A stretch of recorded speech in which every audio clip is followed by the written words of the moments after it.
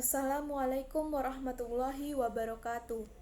Kami dari kelompok 4 dengan anggota 4 orang, yaitu saya sendiri, Hanun Nada Zakiyah dengan NIM 206200100 sebagai pencari materi, presentator, dan pengedit makalah. Yang kedua, Doni Ponso Frediantino dengan NIM 206200079 sebagai pencari materi dan presentator. Yang ketiga, Vici Wijayanto dengan NIM 206200088 sebagai pencari materi, presentator, dan pengedit video. Yang keempat, Imro'atul Mutiah dengan NIM 206200105 sebagai pencari materi, presentator, dan juga penulis makalah.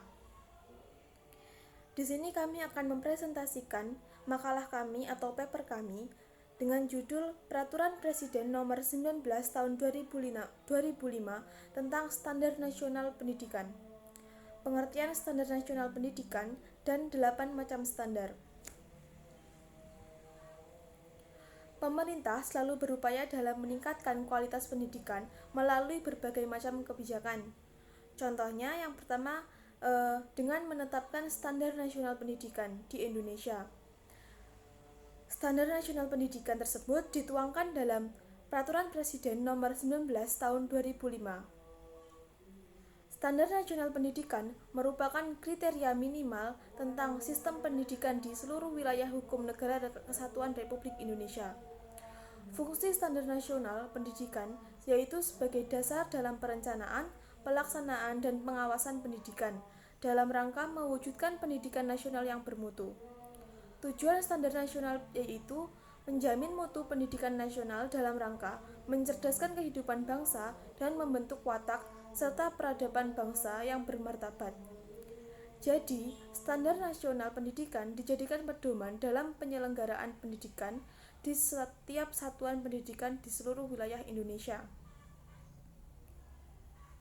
Pendidikan di Indonesia diselenggarakan melalui jalur, jenjang, dan jenis pendidikan.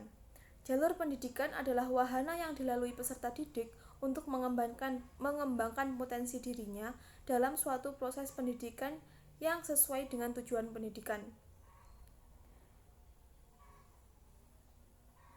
Dengan adanya standar nasional tersebut, maka arah peningkatan kualitas pendidikan di Indonesia menjadi lebih jelas.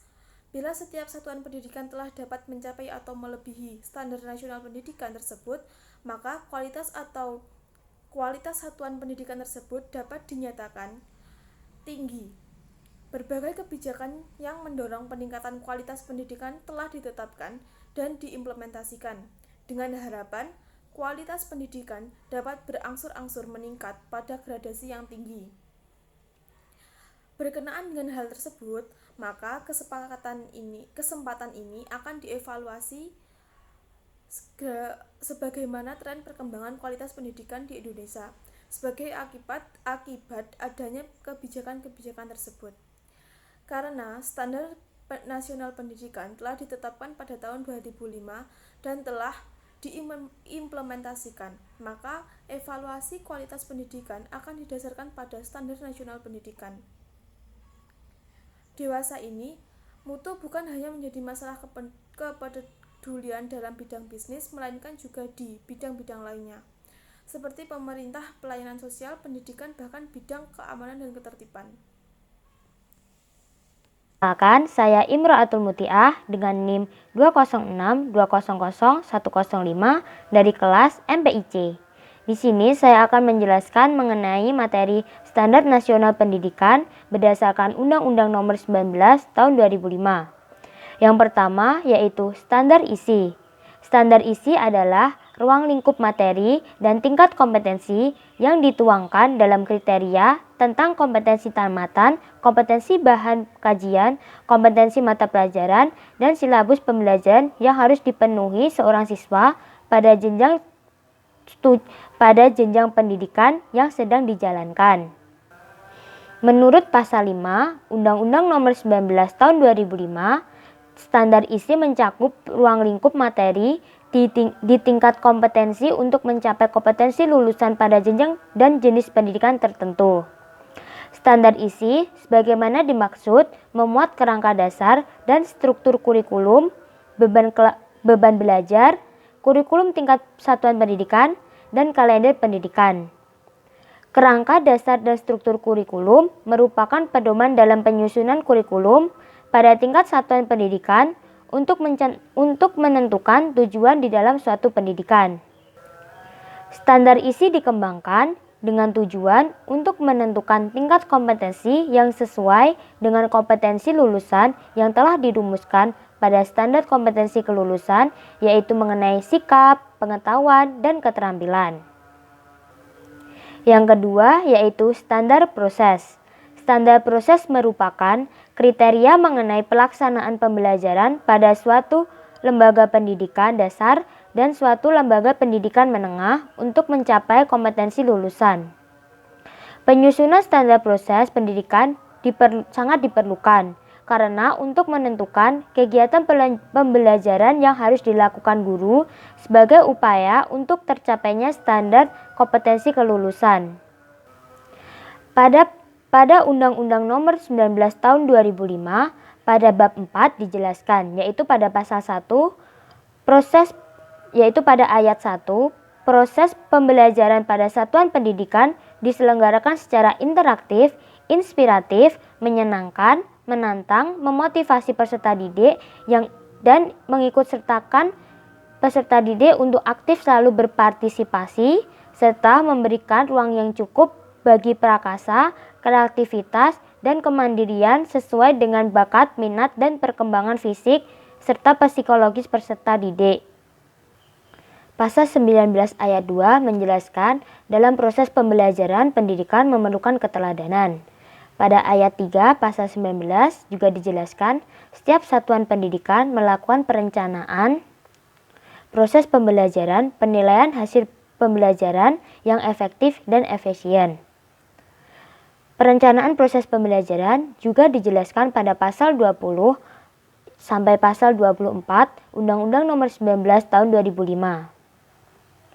Dengan demikian, standar proses dapat dijadikan suatu pedoman bagi tenaga pendidik dan peserta didik dalam melaksanakan proses pembelajaran serta dapat menentukan komponen-komponen apa saja yang dibutuhkan dan yang dapat berpengaruh dalam bidang pendidikan.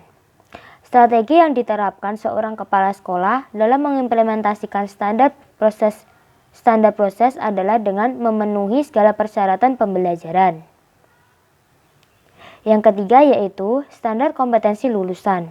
Standar kompetensi lulusan adalah seperangkat kompetensi lulusan yang dibakukan dan diwujudkan dengan hasil belajar siswa. Dalam Peraturan Pemerintah Republik Indonesia Nomor 19 Tahun 2005 tentang standar kompetensi lulusan merupakan kualifikasi kemampuan lulusan yang mencakup dengan sikap, pengetahuan, dan keterampilan. Standar kompetensi lulusan dirumuskan untuk digunakan sebagai pedoman penilaian dan penentuan kelulusan peserta didik yang meliputi seluruh mata pelajaran serta mencakup aspek pengetahuan, aspek sikap, dan aspek keterampilan. Setiap standar pendidikan memiliki standar kompetensi lulusan yang berbeda-beda.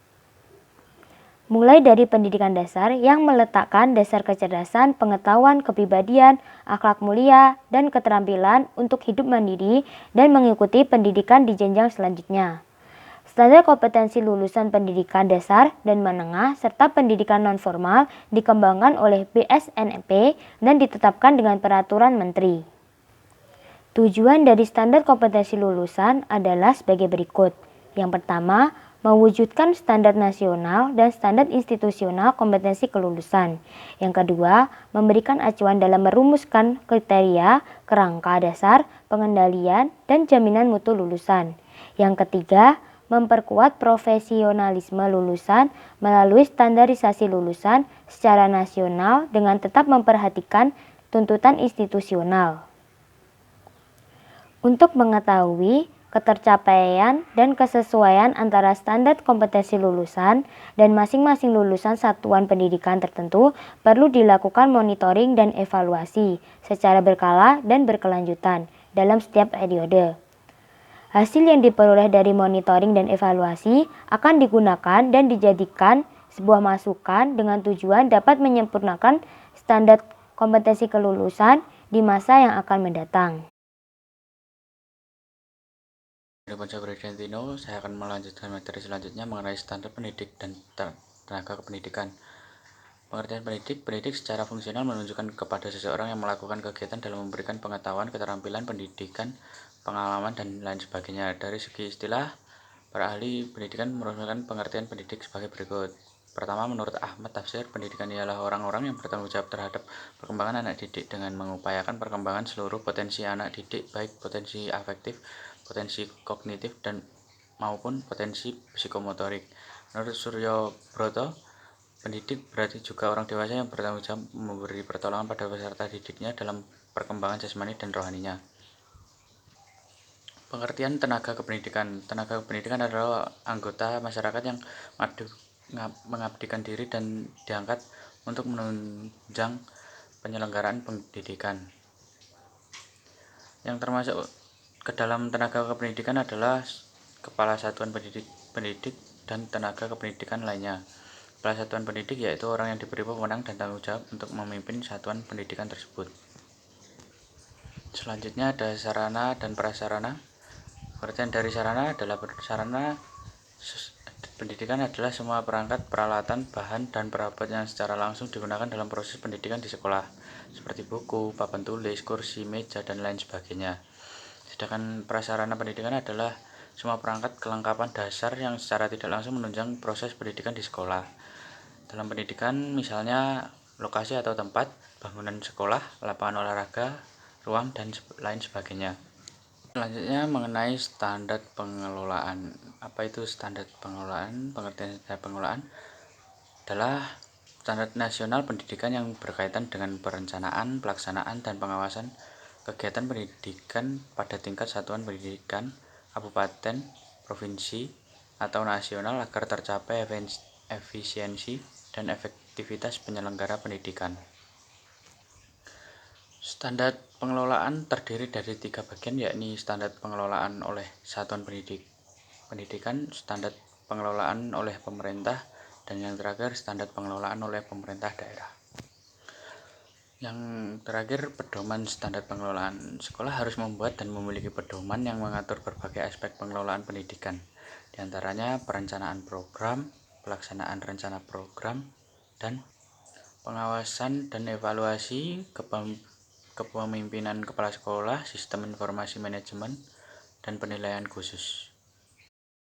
Saya Vici Wijayanto akan menjelaskan tentang standar penilaian pendidikan. Standar penilaian pendidikan adalah kriteria mengenai mekanisme, prosedur, dan instrumen penilaian yang didapat dari hasil belajar peserta didik. Standar penilaian diatur dalam Permendikbud nomor 23 tahun 2016 yang menjelaskan bahwa penilaian pendidikan terdiri atas penilaian hasil belajar oleh peserta didik, penilaian hasil belajar oleh satuan pendidik, dan penilaian hasil belajar oleh pemerintah. Yang selanjutnya adalah prinsip-prinsip penilaian yang mengacu pada standar kompetensi lulusan dan standar isi. Prinsip penilaian harus terkomodir dalam kegiatan penilaian di satuan pendidik, baik pendidikan yang dilakukan oleh pendidik, satuan pendidik, maupun oleh pemerintah. Penilaian menjadi sangat penting dalam proses pendidikan karena digunakan untuk mengetahui seberapa jauh mencapai pendidikan, kualitas pendidikan, serta menjadi acuan dalam upaya memperbaiki pendidikan. Yang selanjutnya adalah standar pembiayaan. Standar pembiayaan menurut PP nomor 32 tahun 2013, standar pembiayaan pendidikan adalah kriteria mengenai komponen dan besarnya biaya operasi suatu pendidikan yang berlaku selama 1 tahun tersebut. Misalnya pembiayaan dalam pendidikan terdiri atas biaya sebagai berikut, termasuk biaya investasi, biaya operasi, dan biaya operasional. Pembiayaan berkontribusi signifikan terhadap pendidikan peningkatan mutu pendidikan. Terdapat beberapa komponen pembiayaan yang secara langsung berpengaruh terhadap kualitas pendidikan, yaitu gaji, kesejahteraan, biaya pembinaan guru, dan lain-lain. Sekian dari saya, kurang lebihnya mohon maaf. Sekian presentasi dari kelompok kami. Ada kurang lebihnya kami mohon maaf. Wassalamualaikum warahmatullahi wabarakatuh.